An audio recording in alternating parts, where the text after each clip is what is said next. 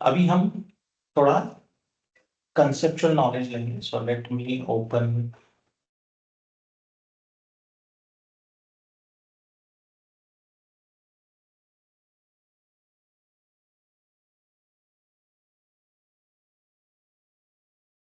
तो मैं deck open कर लेता हूँ और एक स्प्रेडशीट ओपन कर लेता हूँ।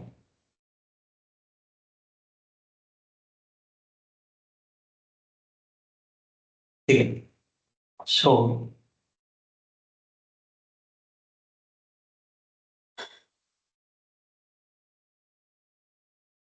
अभी हम अगर सर्वर की बात करें, विंडोज सर्वर की, ठीक है, session is getting recorded right, check करना पड़ेगा।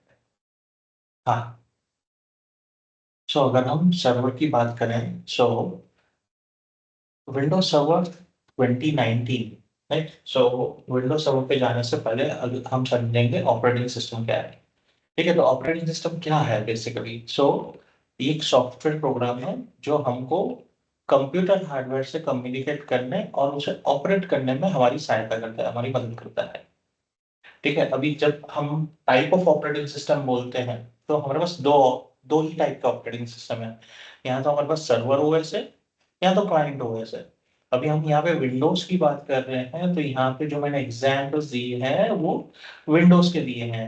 अलबत्ता सर्वर ओएस में हमारा माइक्रोसॉफ्ट विंडोज सर्वर भी आ गया, लिनक्स सर्वर भी आ गया, यूबुंटू सर्वर भी आ गया। ठीक है, रेड हैट एंटरप्राइज लिनक्स भी आ गया। क्लाइंट ओएस में हमारा यूबुंटू प्रो भी आ गया, रेड हैट डेस्कटॉप ओएस भी आ गया, विंडोज 10 भी आ गया, विंडोज 11 भी आ गया, सारा आ गया क्लाइंट ओएस में। अभी यहाँ पे चैलेंज क्या है? जब इंजीनियरिंग में बच्चे होते हैं, कॉलेजेस में पढ़ रहे होते हैं, ठीक है, तो वहां पे उनको अलग कंसेप्ट बताया जाता है जो इंडस्ट्रियल नॉलेज नहीं है, जो थियोरेटिकल बुक नॉलेज है, टेक्निकल नॉलेज नहीं है, वो टेक्निकल बेस बनाया जाता है। तो उनको लगता है भाई ऑपरेटिंग सिस्टम के दो टाइप है, विंडोज और लिनक्स। ठीक है, जबकि विंडोज और लिनक्स हमारे प्लेटफॉर्म है, विंडोज प्लेटफॉर्म, लिनक्स प्लेटफॉर्म बोलते हैं। टाइप नहीं है ऑपरेटिंग सिस्टम का। ऑपरेटिंग सिस्टम के टाइप दो ही हमारे पास, सर्वर ओएस और क्लाइंट ओएस। जब हम सर्वर ओएस में बात करें कितने प्लेटफॉर्म है, तो हमारे पास विंडोज प्लेटफॉर्म है, लिनक्स प्लेटफॉर्म है, यूनिक्स प्लेटफॉर्म है। क्लाइंट ओएस में भी हमारे पास लिनक्स प्लेटफॉर्म है, विंडोज प्लेटफॉर्म है, और अब यूनिक्स तो आता ही नहीं है क्लाइंट में, लिनक्स और विंडोज आता है। और मैकबुक, तो मैकबुक भी हमारा कहीं ना कहीं लिनक्स पे ही बेस्ड। ठीक है, सो हमारे पास दो टाइप के ऑपरेटिंग सिस्टम आते हैं, लेकिन भैया ऑपरेटिंग सिस्टम हम डालेंगे कहाँ पे? सर्वर की बात करें हम तो डालेंगे कहाँ पे? ठीक है, यहाँ तो हमको वर्चुअल मशीन चाहिए, उसके नीचे हाइपरवाइजर चाहिए। हाइपरवाइजर को कहाँ इंस्टॉल करेंगे? तो अगेन फिजिकल बॉक्स चाहिए। तो अगर हम फिजिकल बॉक्स की बात करें तो हमारे पास तीन टाइप के सर्वर बॉक्सेस आते हैं। तीन टाइप के हमारे पास सर्वर बॉक्सेस आते हैं। एक तो हमारे पास टावर सर्वर आता है जो हमारे नॉर्मल डेस्कटॉप कंप्यूटर की तरह दिखेगा, होता नहीं है। ये सर्वर क्लास चेसिस होता है। इसमें सर्वर क्लास रैम डलता है, सर्वर क्लास मदरबोर्ड डलता है, सर्वर क्लास हार्ड ड्राइव डलता है, सर्वर क्लास प्रोसेसर डलता है। इसमें कुछ भी आपके डेस्कटॉप मशीन पर नहीं डलेगा, कोई भी कंपोनेंट नहीं डलेगा। यहाँ तक एनआईसी कार्ड भी होगा, इसका अलग रहेगा, डेस्कटॉप मशीन का अलग रहेगा। ये सिर्फ दिखेगा हमारा नॉर्मल डेस्कटॉप की तरह। तो वही बेनिफिट क्या है? टावर सर्वर अगर मैं लूँ तो बेनिफिट क्या है? तो बेनिफिट है कॉस्ट। टावर सर्वर थोड़ा सस्ता देता है हमको। टावर सर्वर हमको थोड़ा सस्ता पड़ता है। ठीक है, उसके अलावा बेनिफिट, उसके अलावा इजीली मूवेबल है। ठीक है, इजीली मैनेजेबल है। जस्ट अ मोमेंट, एक सेकंड।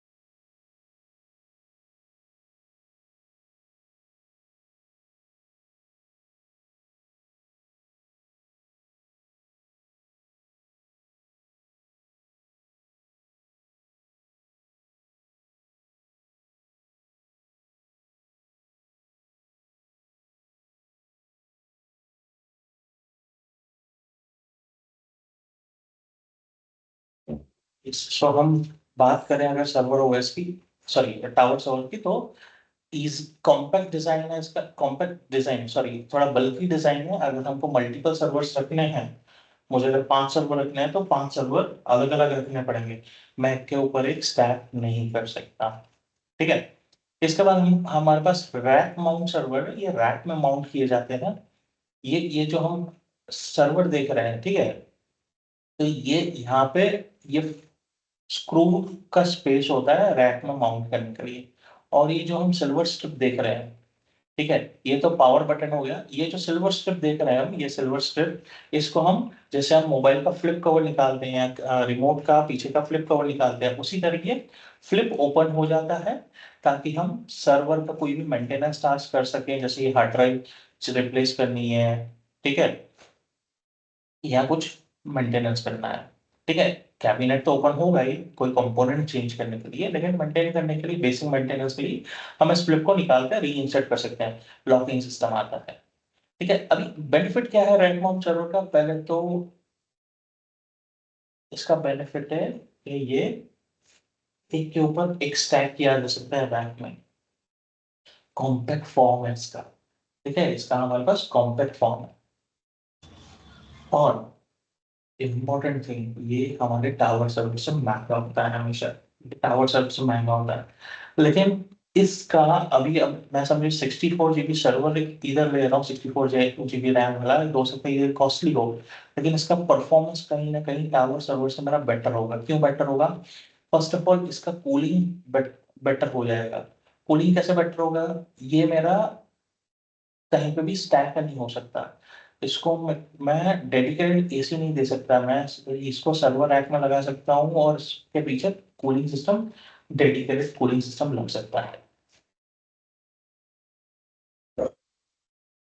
उसके अलावा हमारे पास ब्लेड सर्वर आता है। ब्लेड सर्वर, तो ब्लेड सर्वर यानी ये एक मेरा ब्लेड है, ये एक मेरा ब्लेड है, और ये जो है इसे हम बोलेंगे ब्लेड एनक्लोजर। ब्लेड एनक्लोजर, तो ये ब्लेड ब्लेड एनक्लोजर हम बाय करते हैं, तो जरूरी नहीं कि हमको सारे ब्लेड्स बाय करने हैं। इस ब्लेड सर्वर का अगर हम एग्जांपल लें, तो मेरे पास इस ब्लेड में 20 ब्लेड्स है। ठीक है, 1 2 3 4 5 6 7 8 9 10, 10 इधर 10 इधर। फिर समझो आज मैं बोलता हूँ भाई मेरा विजन है, मुझे आ, आ, आगे अपग्रेड भी करना पड़ेगा सर्वर को, आगे आगे कंप्यूटर रिसोर्सेस या मेमोरी, हाँ कंप्यूटर रिसोर्सेस जिसमें मेमोरी और सीपीयू आ गया अपना, उसको मुझे एड ऑन करना पड़ सकता है। तो मैं क्या करूंगा, मैं ब्लेड सर्वर ले सकता हूँ।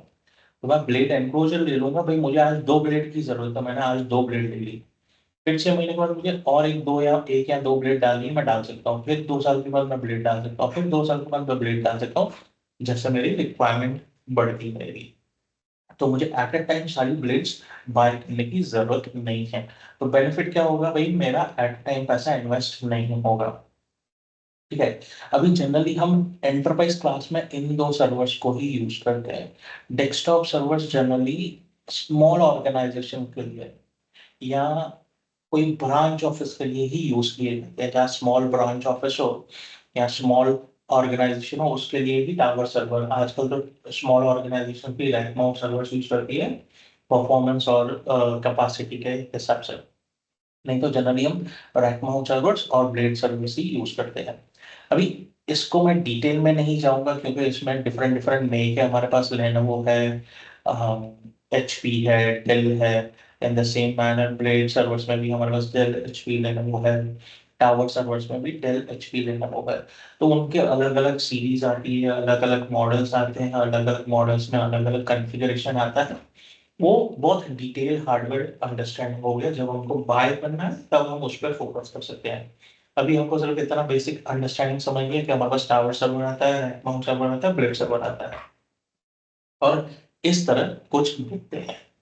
ठीक है। अभी अगर हम आगे बढ़े, तो एज ऑफ अगस्त 2019 में स्लाइड पुराना है, ठीक है, और ये मैंने इंटरनेट से लिया है, क्योंकि ये जो डेक बनाया है ये 2019 पे बनाया हुआ है। તમે ત્યાં બહાર બેસો ને મારું નામ થવું જોઈએ ને નીવા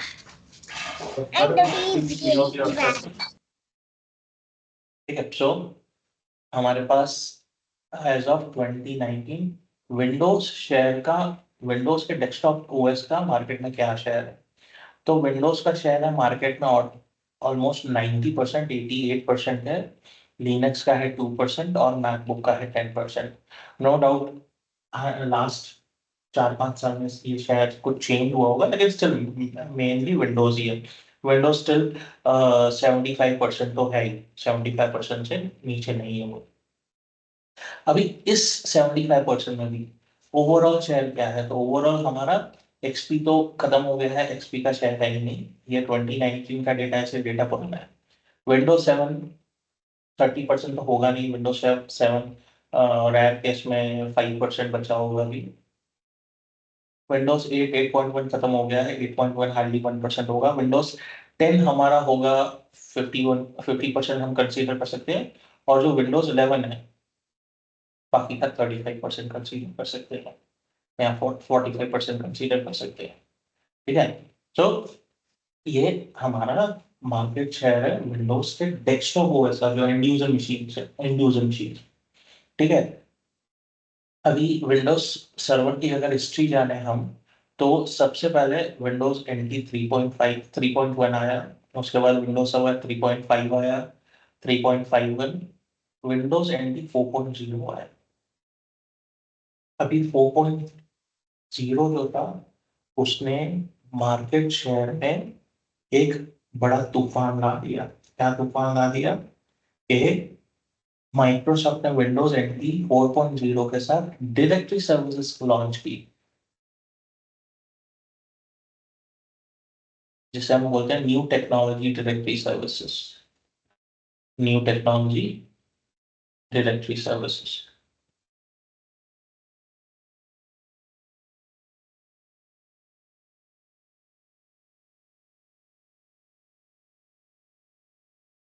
अभी इस न्यू टेक्नोलॉजी डायरेक्टरी सर्विसेज जो 4.0 में लॉन्च हुई, माइक्रोसॉफ्ट ने उसको रीब्रांड करके, अपग्रेड करके विंडोज सर्वर 2000 के साथ लॉन्च किया as active directory services. Active directory services को रीब्रांड कर दिया एज एक्टिव डायरेक्टरी सर्विसेज। और आज तक हम एक्टिव डायरेक्टरी सर्विसेज यूज करते हैं, जो विंडोज सर्वर का या किसी भी ऑर्गेनाइजेशन का कोर कंपोनेंट है, जिससे हम हमारा डोमेन एनवायरनमेंट मैनेज करते हैं। ठीक है, अभी विंडोज 2000 सर्वर के बाद अभी तक उसमें बहुत सारे फीचर्स ऐड हुए हैं एंड रीब्रांडिंग भी हुआ है। विंडोज सर्वर 2008 में माइक्रोसॉफ्ट ने उसको रीब्रांड कर दिया, अगेन बोल दिया active directory domain services. Active directory domain services. और आज भी विंडोज सर्वर 2019 में, 2025 में, 2022 विंडोज सर्वर में we have active directory domain services. हमारे पास एक्टिव डायरेक्टरी डोमेन सर्विसेज है, हम इसको डिटेल में पढ़ने वाले हैं। ठीक है, अभी मैं ये इस स्लाइड को नहीं जाऊंगा क्योंकि ये बहुत पहले की स्लाइड है। अभी हम इसको जनरली क्या है, पहले हमारे पास एनटी एरा था, विंडोज एनटी आते थे 3.1, 3.5, 3.51, 4.0। पर एक्टिव डायरेक्टरी का एरा है जिसमें हमारे पास विंडोज सर्वर 2000 और 2003 थे। फिर हमारे पास वर्चुअलाइजेशन एरा आया, जिसमें हमारे पास 2008 और 2012 थे। फिर हमारे पास क्लाउड एरा है, और आज भी हम क्लाउड एरा में, जिसमें हमारे पास 2016, 2019, 2022 और 2025 है। अभी इसको थोड़ा और डिटेल में समझते हैं। मैंने एक एक्सेल ओपन किया है मेरे पास। ठीक है, सो अगर हम वर्जन्स की बात करें, विंडोज सर्वर के वर्जन्स की, स्क्रीन विजिबल है सबको प्रॉपर्ली? यस ठीक है, तो हम चेक कर सकते हैं विंडोज सर्वर क्या है हमारे पास। तो विंडोज सर्वर 3.1 जो हमारा 1993 में रिलीज हुआ, उसमें क्या फीचर्स है? फर्स्ट विंडोज सर्वर ओएस था जो बेसिक नेटवर्किंग के साथ था। फिर 1994 में माइक्रोसॉफ्ट ने 3.5 रिलीज किया, इंप्रूव परफॉर्मेंस था, टीसीपी/आईपी सपोर्ट था। फिर better hardware and networking support के साथ 1995 में माइक्रोसॉफ्ट ने विंडोज एनटी 3.51 रिलीज कर दिया। फिर यूआई का जमाना स्टार्ट हुआ तो विंडोज एनटी 4.0 रिलीज हुआ 1996 में, जिसका जिसके साथ विंडोज 95 यूआई सपोर्ट आया और आईएस मतलब माइक्रोसॉफ्ट का सबसे पुराना वेब सर्वर सॉफ्टवेयर आईएस जो हम आज भी यूज करते हैं इंटरनेट इंफॉर्मेशन सर्विसेज, जिसे हम वेब सर्वर डिप्लॉय करना हो विंडोज सर्वर में आईएस डिप्लॉय करते हैं। फिर 2000 सर्वर में 2000 रिलीज हुआ active directory group policies NTFS 5.0 सब रिलीज हुआ। फिर 2003 के साल में 2003 वर्जन रिलीज हुआ जिसमें software restriction policies IIS version 6 release हुआ, IPv6 का सपोर्ट आया। सोचो IPv6 का सपोर्ट 2003 से है विंडोज सर्वर में, यानी माइक्रोसॉफ्ट ने 2003 में ही बोल दिया भाई आप आज से मेरे मशीन पर IPv6 यूज कर सकते हो। लेकिन तब दूसरे नेटवर्किंग डिवाइसेस या इक्विपमेंट्स रेडी नहीं थे इस चेंज के लिए। फिर 2005 में रिलीज हुआ 2003 R2 रिलीज 2, जिसमें ADFS ब्रांच ऑफिस इंप्रूवमेंट्स वगैरह फीचर्स ऐड हुए। फिर विंडोज सर्वर 2008 रिलीज हुआ ईयर 2008 में, जिसमें हाइपर-V और सर्वर कोर के ऑप्शंस ऐड किए गए। फिर 2009 में माइक्रोसॉफ्ट ने 2008 R2 रिलीज किया ना। ये टेंटेटिव ईयर्स है, ये एग्जैक्ट ईयर्स नहीं है, एग्जैक्ट ईयर्स विकिपीडिया पे मिल जाएंगे, जैसे मैंने यहाँ पे दिए हुए हैं। 2008 की बात करूँ तो ये फेब 2008 पे और अक्टूबर 2009 में रिलीज हुआ था। अगर मैं विंडोज 2000 की बात करूँ तो ये हम डेट्स देख सकते हैं, ठीक है। सो ये टेंटेटिव ईयर्स है सिर्फ। फिर 2008 R2 2009 में रिलीज हुआ जिसमें 64 बिट कंपैटिबिलिटी कंपलसरी हो गई, 64 bit architecture, PowerShell 2.0 direct access के फीचर्स एडेड हुए।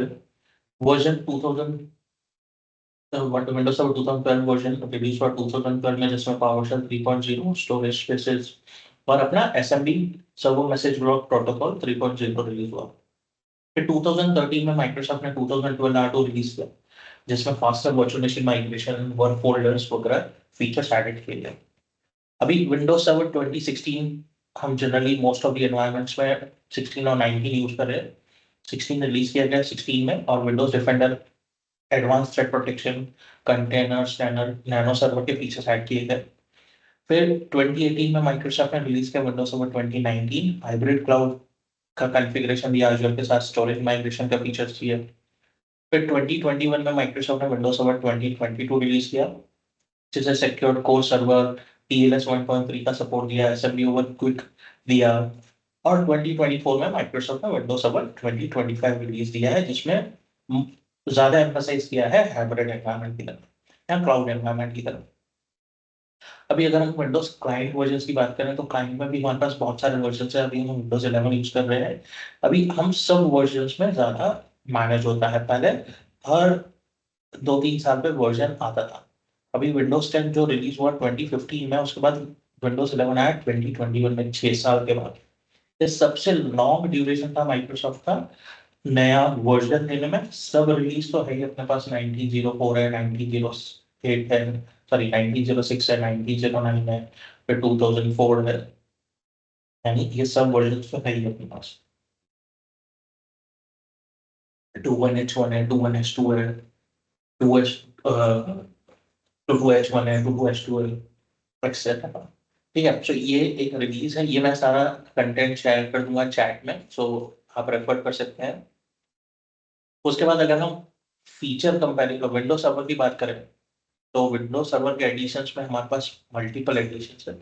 ये एक ग्लिम्स है क्या क्या एडिशंस हमारे पास आते थे लास्ट में। अभी अगर हम 2022 में बात करें तो हमारे पास 3 एडिशन है 2022 में और 2025 में। Standard data centre Azure edition जो ओनली अज़ूर के साथ काम करता है। 2019 और 16 में हमारे पास एसेंशियल स्टैंडर्ड और डेटा सेंटर है। अभी एसेंशियल जनरली हम लोग यूज नहीं करते हैं। रीजन क्यों? उसका सबसे बड़ा रीजन है कि आप अगर एसेंशियल एडिशन यूज करते हो तो उसमें मैक्सिमम 50 यूजर्स ही बन सकते हैं एडमिनिस्ट्रेटर कोड इंक्लूड करके, सॉरी 25 यूजर्स ही बन सकते हैं एडमिनिस्ट्रेटर को इंक्लूड करके, और 50 डिवाइसेस ही कनेक्ट कर सकते हैं उसके साथ, उससे ज्यादा नहीं कर सकते हैं।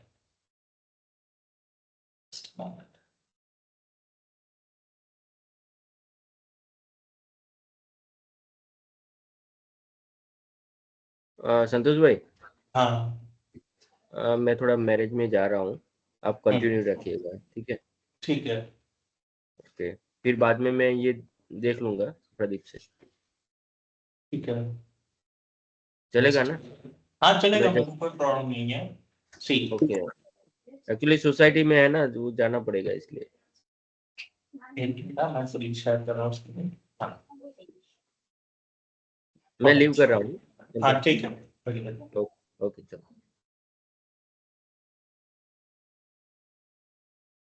सो अभी विंडोज सर्वर 2016 और 2019 में सिमिलर एडिशन से standard data centre essentials edition. So essential जैसा मैंने कहा, it is for very small organisation, जिसमें आप अगर 50 डिवाइस है और 25 यूजर्स है, उतना ही आप कनेक्ट कर सकते हो। सो मैं उस पर थोड़ा लाइट डाल देता हूँ। Licence limited to 25 user accounts, ठीक है एसेंशियल एडिशन में। अगर एसेंशियल को थोड़ा इन डेप्थ में समझे हम, तो 25 यूजर हम वो कर देना है,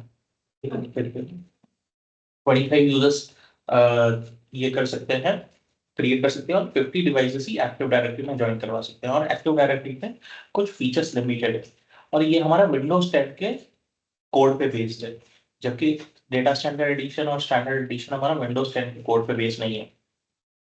Windows server anti malware enabled है और कॉन्फ़िगरेबल ऑन दी सर्वर है, ठीक है। ये एसेंशियल्स का है, ये चाहे 2016 हो, 2019 हो, 2022 सारा सेम है। 2022 का शायद कोड विंडोज 10 पे बेस्ड नहीं है, ठीक है, बट लिमिटेड फीचर्स ही है। और अगर हम स्टैंडर्ड और डेटा सेंटर एडिशन की बात करें, तो भाई स्टैंडर्ड और डेटा सेंटर में क्या अंतर है, ठीक है। पहले तो ये हमारे पास डिफरेंट डिफरेंट वर्जन है, उसके क्या क्या फीचर्स ऐड किए गए रिलीज के साथ, ये सारे फीचर्स ऐड किए गए जो हमने यहाँ पे भी देख लिया है एक शॉर्ट ग्लिम्स में, ठीक है। अभी हम फीचर कंपैरिजन बात करें, ठीक है, फीचर की कंपैरिजन बात करें सारे एडिशंस में, ठीक है। ये standard enterprise data centre essentials web foundation feature. अभी अगर हम बात करें एक्टिव डायरेक्टरी, तो एक्टिव डायरेक्टरी सब में अवेलेबल है, वेब एडिशन में नहीं है, और एसेंशियल्स में लिमिटेड है, उसका फीचर्स लिमिटेड फीचर्स है, ठीक है। यानी मेन हमारे ये तीन ही एडिशन है, मेन हमारे तीन ही एडिशन है। अगर हम वेब फाउंडेशन एडिशन में देखें तो कुछ भी नहीं आया है, इसके अलावा उसमें कुछ भी नहीं है, वेब एडिशन ही है वो, वेब सर्वर बनाने के लिए। एसेंशियल एडिशन में भी कुछ भी फीचर्स नहीं है, सिर्फ हाइब्रिड क्लाउड इंटीग्रेशन है और आपका एक्टिव डायरेक्टरी, कोई भी एडवांस फीचर्स नहीं है आपके पास, ठीक है। अभी अगर हम स्टैंडर्ड एंटरप्राइज एडिशन जनरली हमारा बहुत पहले था, ठीक है। अगर मैं एंटरप्राइज एडिशन की बात करूं तो हम देख सकते हैं, हम 2008 में भी हमारे, हाँ हमारे पास एंटरप्राइज एडिशन था 2008 में,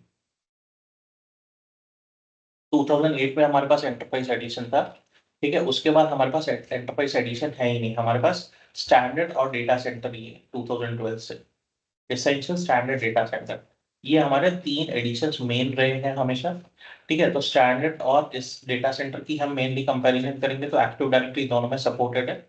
हाइपर भी इसमें दो ही वीएम सपोर्ट होती है, हमारे पास ज्यादा सपोर्ट नहीं है स्टैंडर्ड एडिशन में, सिर्फ आप दो ही वीएम बना सकते हो। इसमें आप अनलिमिटेड वीएम बना सकते हैं, कंडीशन हार्डवेयर अवेलेबल। अगर यहाँ पे 128 GB रैम है, आप एक मशीन को 2 2 GB रैम दे रहे हो, तो आप 64 वीएम्स बना सकते हो, 64 पावर ऑन हो सकती है, कंडीशन उतना सीपीयू कोर होना चाहिए। जबकि यहाँ पे आपके पास रिसोर्सेज भी होंगे ना, अगर आपके पास समझो 64 कोर प्रोसेसर है, 128 GB रैम है, फिर भी आप दो वर्चुअल मशीन से ज्यादा यहाँ नहीं चला सकते स्टैंडर्ड एडिशन में। फेल ओवरिंग क्लस्टरिंग के एडवांस फीचर्स यहाँ पे अवेलेबल नहीं है, डेटा सेंटर में ही अवेलेबल है। स्टोरेज स्पेसेस डायरेक्ट स्टैंडर्ड में नहीं अवेलेबल है, डेटा सेंटर में अवेलेबल है। शील्डेड वर्चुअल मशीन हाइपर भी तो है, ठीक है, लेकिन शील्डेड वर्चुअल मशीन का ऑप्शन स्टैंडर्ड एडिशन में नहीं है, डेटा सेंटर में है। नैनो सर्वर स्टैंडर्ड एडिशन में अवेलेबल नहीं है, डेटा सेंटर में अवेलेबल है। और ये नैनो सर्वर हमारा 2016 से स्टार्ट हुआ है। विंडोज कंटेनर्स की बात करें तो विंडोज कंटेनर अवेलेबल है सारे ऑप्शन में। क्लाउड इंटीग्रेशन हाइब्रिड एनवायरनमेंट हमारा स्टैंडर्ड एडिशन में लिमिटेड फीचर्स है, डेटा सेंटर में फुल फ्लेश्ड फीचर्स है। तो ये हमारा ये एडिशन कंपैरिजन है, एडिशन कंपैरिजन। ठीक है, अभी इसको डिटेल में समझते हैं वर्जन वाइज, वर्जन वाइज। ठीक है, तो अगर हम देखें वर्चुअलाइजेशन राइट, स्टैंडर्ड एडिशन में 2 virtual machine and 1 Hyper V host for license. यहाँ पे हमारे पास अनलिमिटेड VMs है और अनलिमिटेड हाइपर-V कंटेनर्स। अभी विंडोज सर्वर 2016 में नैनो सर्वर अवेलेबल है दोनों एडिशंस में। विंडोज सर्वर कंटेनर्स अनलिमिटेड है दोनों में। Storage replica, storage spaces direct, shielded virtual machines, networking stack और होस्ट गार्डियन हाइपर-V सपोर्ट ये स्टैंडर्ड एडिशन में अवेलेबल नहीं है, सिर्फ डेटा सेंटर में ही अवेलेबल है। 2019 की बात करें तो अगेन यहाँ पे हमारे पास वर्चुअलाइजेशन में तो सेम फीचर्स है, कोई डिफरेंस नहीं है, ये भी सेम है, ये भी सेम है। मैं 2016 के साथ कंपेयर कर रहा हूँ, ठीक है, अभी ये भी सेम है। सिर्फ यहाँ पे अंतर है, यहाँ पे क्या अंतर है, स्टोरेज रेप्लिका यहाँ पे था ही नहीं, ठीक है, यहाँ पे था ही नहीं 2016 में। यहाँ पे फीचर दे दिया है लेकिन limited to a single partnership and 2 TB volume, यानी 2 TB वॉल्यूम से ज्यादा आप रेप्लिका नहीं कर सकते, रेप्लिकेशन स्टोरेज का रेप्लिकेशन नहीं कन्फिगर कर सकते, और सिंगल पार्टनरशिप मतलब सिंगली एनवायरमेंट के साथ आप दूसरे एनवायरमेंट के साथ कनेक्ट कर सकते हो। अभी 2022 की कंपैरिजन करें तो 2022 में आप देख सकते हैं कि भाई यहाँ पे हमको स्टोरेज रेप्लिका यहाँ पे अनलिमिटेड था, यहाँ पे लिमिटेड है। ठीक है, बाकी सारे फीचर्स सेम ही है, लेकिन अज्योर इंटीग्रेशन यहाँ पे मेजर फैक्टर है। तो यहाँ पे लिमिटेड इंटीग्रेशन फीचर्स है, यहाँ पे enhance integration with Azure services है, और including Azure auto manage and hot patch दोनों फीचर्स इंक्लूडेड है डेटा सेंटर, और बाकी के सारे एनहांस फीचर्स भी डेटा सेंटर में स्टैंडर्ड एडिशन में नहीं है। लेकिन उसके अलावा जो कोर फीचर्स है हमारे, जैसे हमको DHCP सर्वर के सारे एडवांस फीचर्स चाहिए, DNS के एडवांस फीचर्स चाहिए, फाइल सर्वर के एडवांस फीचर्स चाहिए, आपको हाइपर-V यूज करना, हाइपर-V यूज कर सकते हो, कोई लिमिटेशंस नहीं है यहाँ पे। लेकिन 2 ही VM बना सकते हैं, और आप जो शील्डेड वर्चुअल मशीन है वो फीचर यूज नहीं कर सकते हाइपर-V का। ठीक है, लेकिन आपको WDS सर्वर बनाना है, WSUS सर्वर बनाना है, ठीक है, फाइल सर्वर बनाना है, जैसे मैंने बोला। तो जो कोर फीचर्स है जो पहले के वर्जन में भी अवेलेबल थे 2012 में, 2008 में, वो सारे फीचर्स स्टैंडर्ड एडिशन में भी अवेलेबल है, डेटा सेंटर में भी अवेलेबल है। लेकिन डेटा सेंटर और स्टैंडर्ड एडिशन में मेजर डिफरेंस है नंबर ऑफ वर्चुअल मशीन्स का, और ये एडवांस फीचर्स का, जो 2012 के साथ रिलीज हुई है। इसमें से कुछ कुछ 2012, कुछ 2016 के साथ रिलीज हुए हैं। तो वो सारे स्टैंडर्ड एडिशन में लिमिटेड है या नहीं अवेलेबल है, सिर्फ डेटा सेंटर में ही फुल फ्लेज्ड अवेलेबल है। क्लियर है एडिशन कंपैरिजन, कोई डाउट है? तो वर्जन का एक हिस्ट्री भी दे दी है मैंने आप लोगों को, ठीक है। तो ये सब मैं आपको चैट में शेयर कर दूंगा थोड़ी देर में आफ्टर दी सेशन, ठीक है, एक लिंक बना के, तो आप कभी भी रेफर कर सकते हो, आपको चैट में जाके या कोई फाइल ओपन करने की जरूरत नहीं, मैं एक लिंक के फॉर्मेट में शेयर कर दूंगा, ठीक है। सो अभी बात करते हैं हम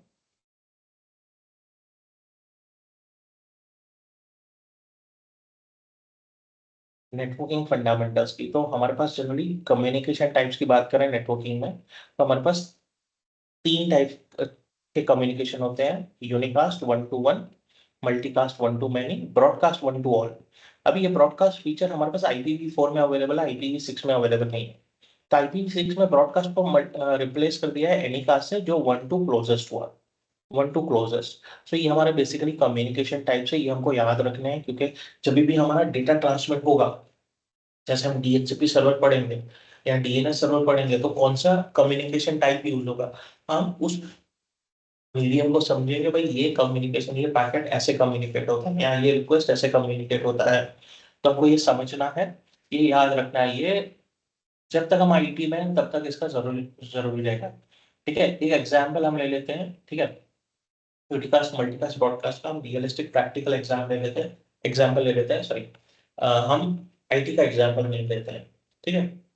जनरली हम ट्रेन से ट्रैवल करते हैं, तब हम रेलवे स्टेशन जाते हैं, तो एक यूनिकास्ट अनाउंसमेंट होता है। क्या यूनिकास्ट अनाउंसमेंट है?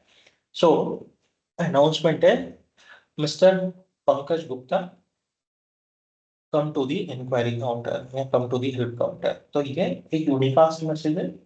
यूनिकास्ट क्यों है? ये मैसेजेस पंकज गुप्ता के लिए, यानी उसको ही रिसीव करना, बाकी किसी के लिए काम का नहीं है। तो कोई क्यों सुन भी लेगा तो एक्सेप्ट तो कर नहीं सकता है, वो तो जाके उस पंकज गुप्ता बन के जा नहीं सकता है।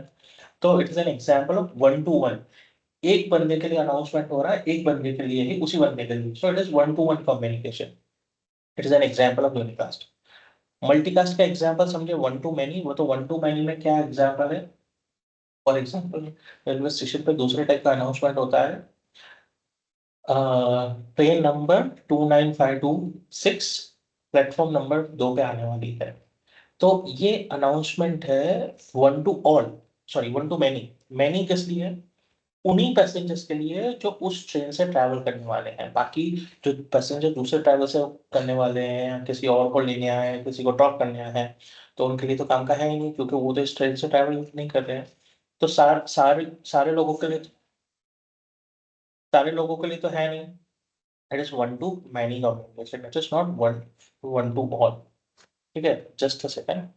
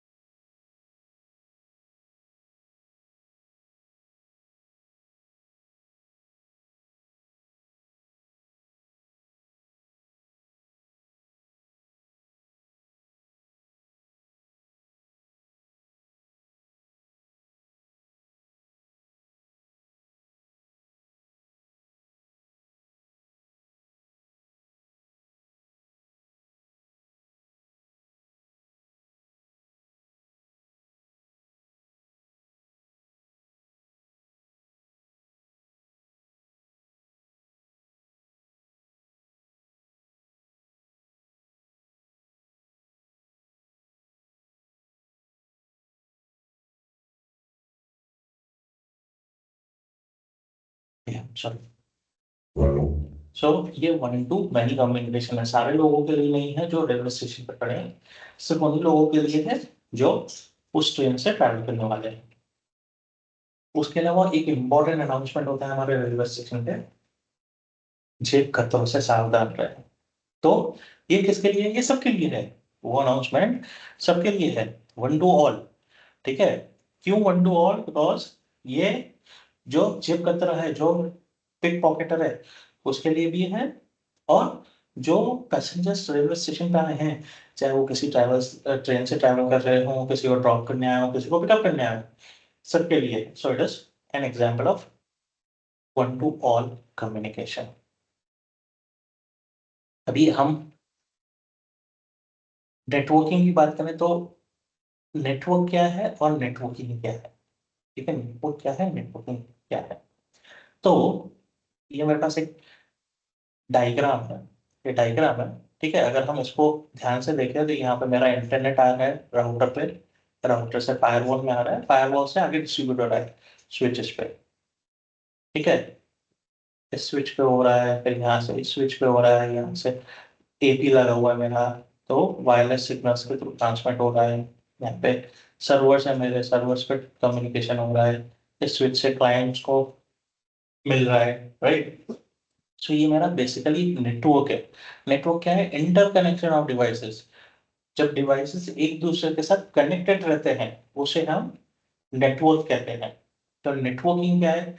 जब इन डिवाइसेस के बीच में कम्युनिकेशन स्टार्ट होगा मेरा, कम्युनिकेशन, ये यूजर वेब सर्वर को पैकेट भेज रहा है और वेब सर्वर उसे रेस्पॉन्ड कर रहा है, तो ये मेरा कम्युनिकेशन हो रहा है। So networking is the communication between the interconnected devices. Networking क्या है मेरा? डिवाइसेस के बीच का कम्युनिकेशन है, उसे हम नेटवर्किंग बोलते हैं। नेटवर्क क्या है? It is just a physical connectivity जिसमें कोई डेटा कम्युनिकेशन नहीं हो रहा है, उसे हम नेटवर्क बोलेंगे। नेटवर्किंग क्या है? जब कम्युनिकेशन होगा उन उस नेटवर्क के ऊपर, तो उसे हम नेटवर्किंग बोलेंगे। क्लियर है यहाँ तक? Yes, no? Yes. Yes sir. ठीक है, तो आज के लिए हम क्या करते हैं, इतना पॉज रखते हैं। ठीक है, और दूसरी 2-3 चीजें डिस्कशन कर लेते हैं। ठीक है, सो इसको मैं स्लाइड को क्लोज कर देता हूँ, इसको मैं क्लोज कर देता हूँ एंड इसको मैदान में लेके आ जाएंगे हम।